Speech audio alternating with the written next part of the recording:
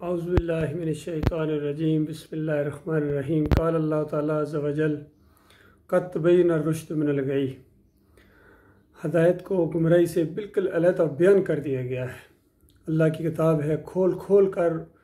باطل کے عقائد کا رد کرتی ہے، چوٹ مارتی ہے ان کے اوپر، اور باطل عقائد کے مقابلے میں حق عقائد کو پیش کیا جاتا ہے۔ نبی علیہ السلام نے یہی انداز اختیار کیا، صحابہ کرام نے یہی انداز اختیار کیا، اور پھر تیسری صدی کے بعد جب آہستہ آہستہ یہ امت پھر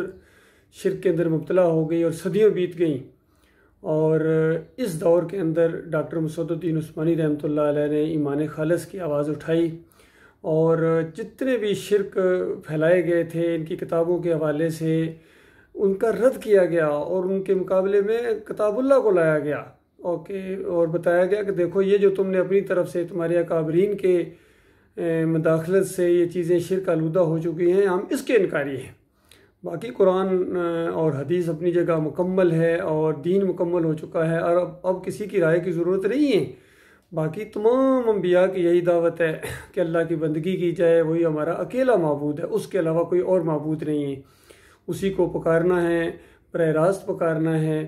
مدد اسی سے مانگنی ہے، توکل اسی کے اوپر ہے، بھروسہ اسی کے اوپر ہے، اور رکوع اور سجدہ صرف اللہ کو ہے، کسی اور کو رکوع اور سجدہ نہیں ہے۔ تو یہ اختلاف بھی پیدا ہو گیا تھا آج امت کے اندر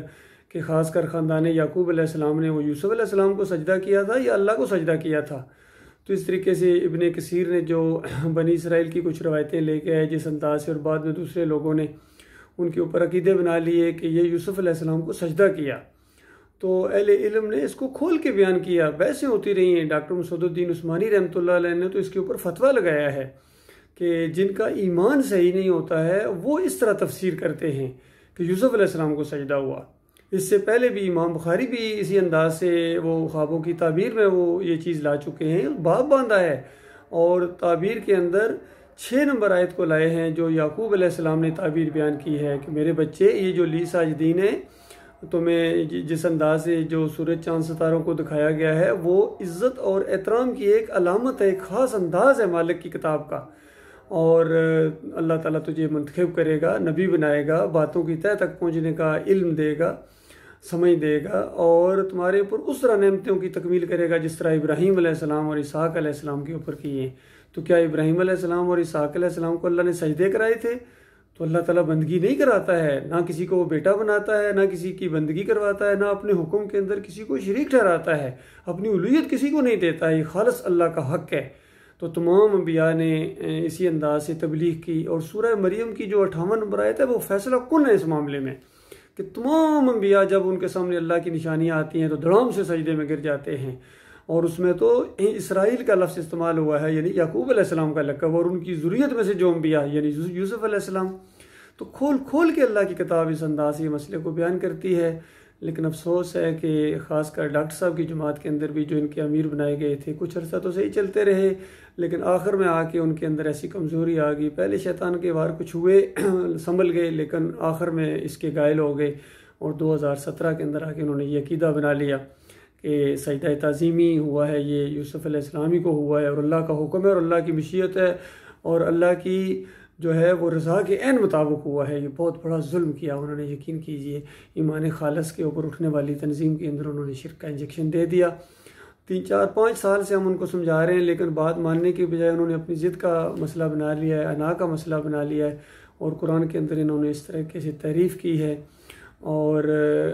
کہتے ہیں کہ نہیں دیکھو وہ پھر اچھا معجزات کو لے کے آتے ہیں۔ بھائی معجزات تو اللہ کا فعل ہوتا ہے، یہ کون سا معجزہ ہے کہ اللہ نے معجزانہ طور پر سجدہ کرا دیا؟ یہ تو وہی بات ہے جس طرح مماتی دیوبندی کہتے ہیں کہ معجزانہ طور پر نبی علیہ السلام قبر کے اندر سن لیتے ہیں، ویسے نہیں سنتے ہیں، معجزانہ طور پر سن لیتے ہیں۔ تو غور کیجئے وہی ٹھوکر آپ نے کھائی پھر کہ معجزانہ طور پر اللہ تعالیٰ نے سجدہ کرا دیا، پھر سارے معجزے پہلے بیان کرتے ہیں کہ دیکھو ابراہیم علیہ السلام کو آگ نے کچھ نہیں کہا، عیسیٰ علیہ السلام بن باپ کے پیدا ہو گئے، اور موسیٰ علیہ السلام کے دور میں